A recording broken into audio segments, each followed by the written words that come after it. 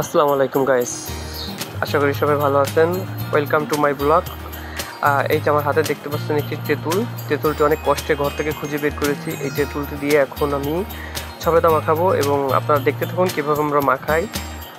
মূলত হচ্ছে বসেছিলাম, আমার সময় কাটতেছিল না, হঠাৎ আমার বন্ধু মিরাজ ফোন দিল যে কি করো। আমি বললাম বসে আছি। তা বললো যে আসো আমাদের বাসায় আসো, তেঁতুল থাকলে নিয়ে আসো, আমাদের গাছের যে তেঁতুল আছে আমরা তেঁতুলটা মাখাবানি।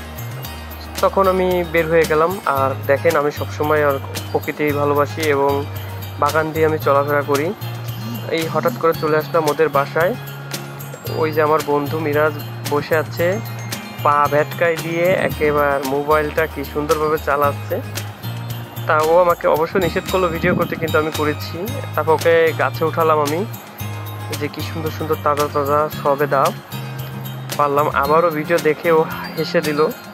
দেন আমরা খুবই এনজয় করলাম আজকের এই হঠাৎ করে ভর দুপুরে এই সবেদা মাখাটা। দেখতে পারবেন আপনারা, সাথে থাকুন। আগে টেস্ট করে দিয়ে নি তারও।